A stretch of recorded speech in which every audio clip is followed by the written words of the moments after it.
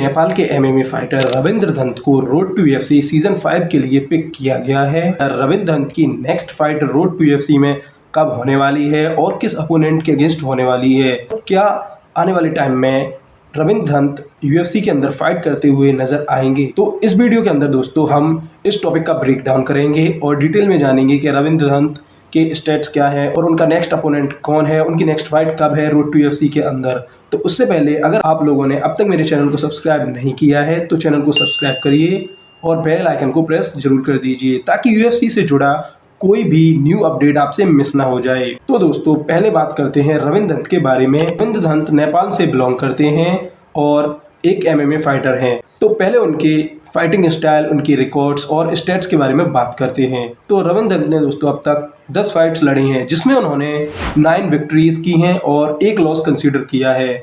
और इसमें इंटरेस्टिंग बात यह है कि 9 विक्ट्रीज में से उन्होंने 7 बाय नॉकआउट्स जीती हैं और सिर्फ 1 लॉस कंसीडर किया है जो कि डिसीजन से है। रोड टू यूएफसी में उन्हें फाइनली पिक किया गया है। तो रविंद्र दत्त ने दोस्तों पिछले ईयर इंडिया में एमएफएन मैट्रिक फाइट नाइट में फाइट की थी जो कि एक बैंटमवेट टाइटल के लिए थी।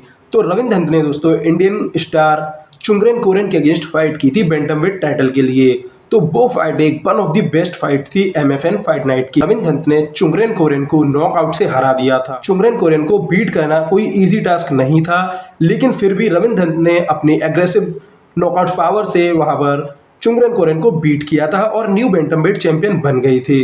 तभी से दोस्तों रविंद्र दत्त एकदम रिकॉग्नाइज हुए और काफी सारे लोग उन्हें इंडिया में भी जान गए। नेपाल से भी एक बेस्ट फाइटर निकल गया है जो है रविंद्र दत्त। और अब रविंद्र दत्त को दोस्तों रोड टू यूएफसी के लिए भी सिलेक्ट कर लिया गया है। तो उनकी फाइट होने वाली है ऑस्ट्रेलियन अपोनेंट मैटी इयान से। पहले बात करते हैं कि उनकी स्टाइल क्या है और वो किस तरीके से फाइट करते हैं। तो रविंद्र दत्त दोस्तों बेसिकली एक एग्रेसिव स्ट्राइकर हैं। अपनी फाइट्स में स्ट्राइकिंग ज़्यादा करते हैं, उनके पास मैसिव नॉकआउट पावर है और ग्राउंड गेम भी अच्छा है। तो जब उनकी फाइट चुंगरेन कोरेन के अगेंस्ट हुई थी तो वहां उन्होंने एक प्योर डोमिनेंस दिखाया था। हालांकि चुंगरेन कोरेन ने भी टफ कंपटीशन दिया तो रविंद्र दत्त ने पूरी तरीके से डोमिनेट करके चुंगरेन कोरेन को बीट किया और न्यू बैंटमवेट चैंपियन बन गए थे। बेसिकली उनकी नॉकआउट पावर को उनकी स्ट्रेंथ माना जाता है क्योंकि वो एक एग्रेसिव स्ट्राइकर हैं। उनके पास पेस अच्छा है और यंग ब्लड है और काफी कम फाइट्स की हैं, तो उनके पास एक अच्छा चांस है यूएफसी में परफॉर्म करने का। और अभी वो काफी यंग है और फाइट्स भी कम है, लॉसेस भी ज्यादा नहीं है। अगर वो रोड टू यूएफसी टूर्नामेंट जीतते हैं और यूएफसी में अपनी कंट्री को प्रेजेंट करते हैं तो ये उनके लिए बहुत ही ज़्यादा बेस्ट अचीवमेंट होगा, क्योंकि यंग होने के साथ साथ इतनी जल्दी रोड टू यूएफसी में पार्टिसिपेट करना और फिर यूएफसी के अंदर फाइट करना ये उनके लिए बहुत ही ज़्यादा बेस्ट हो सकता है। तो उनकी जो वीकनेस बताई जा रही है उसके बारे में बात करते हैं। तो उनकी वीकनेस जो देखी गई है वो है ग्रैपलिंग और रेसलिंग। तो ग्राउंड गेम उनका अच्छा है, कार्डियो अच्छा है, लेकिन उनकी रेसलिंग थोड़ी सी वीक है क्योंकि चुंगरेन कोरेन ने उन्हें ऑलमोस्ट सबमिट कर दिया था, लेकिन राउंड का टाइम आउट होने से वो बच गए थे। तो वहाँ पर जो उनकी कमजोरी देखी गई वो थी उनकी रेसलिंग।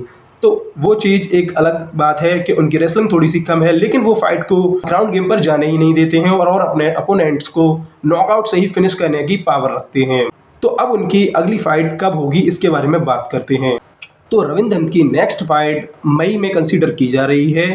तो मई में उनकी फाइट हो सकती है और वो एक बैंटमवेट डिवीजन में सेमीफाइनल मैच होगा। अब मैं ऐसा इसलिए कह रहा हूँ क्योंकि ये एक टूर्नामेंट के तरीके से होता है। जब अगर रविंद्र दत्त सेमीफाइनल जीत जाएंगे अपने अपोनेंट को बीट करके तो उन्हें फाइनल में जगह मिलेगी, और अगर वो फाइनल को भी जीतते हैं तो उन्हें डायरेक्ट यूएफसी में कॉन्ट्रैक्ट मिल जाएगा फाइट करने का, क्योंकि रोड टू यूएफसी टूर्नामेंट को जीतने वाला जो भी होता है उसे फाइनली कॉन्ट्रैक्ट मिलता है यूएफसी में डायरेक्ट पार्टिसिपेट करने का, फिर चाहे वो फाइटर किसी भी डिवीजन में फाइट करता हो।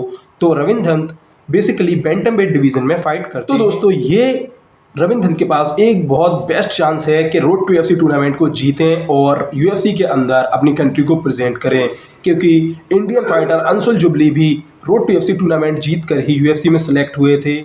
तो दोस्तों आपको क्या लगता है, क्या Ravindra Dutt road to UFC tournament को जीतकर यूएफसी के अंदर जाएंगे? और अगर Ravindra Dutt road to UFC tournament जीतते हैं और यूएफसी में कम्पीट करते हैं तो वो नेपाल के फर्स्ट फाइटर बन जाएंगे जो यूएफसी के अंदर फाइट करेंगे। बाकी मेरी तरफ से रविंद्र दत्त को बेस्ट विशेस, और मैं तो यही चाहूँगा कि Ravindra Dutt road to UFC tournament जीतें और कंट्री को यूएफसी में प्रेजेंट करें। तो रोड टू यूएफसी टूर्नामेंट क्या है मैं आपको थोड़ा बहुत उसके बारे में बता देता हूँ। तो रोड टू यूएफसी एक टूर्नामेंट के तरीके से होता है जो कि यूएफसी बनाती है। तो इसमें बेसिकली दोस्तों एशिया से टॉप फाइटर्स को पिक किया जाता है और टूर्नामेंट के तरीके से फाइट कराई जाती हैं और जो फाइटर फाइनल फाइट जीतता है उसे कॉन्ट्रैक्ट मिलता है यूएफसी के अंदर फाइट करने का। तो Indian MMA fighter Anshul jubilee भी दोस्तों रोड टू यूएफसी टूर्नामेंट को जीतकर यूएफसी में एंटर किए थे। अब अपनी नेबर कंट्री से एमएमए स्टार रविंद्र धंत को पिक किया गया है। तो रविंद्र धंत बैंटम वेट डिवीजन में फाइट करेंगे और नेपाल से रोड टू यूएफसी में पिक किए जाने वाले रविंद्र धंत पहले फाइटर बन गए हैं जो कि रोड टू यूएफसी टूर्नामेंट में पार्टिसिपेट करेंगे।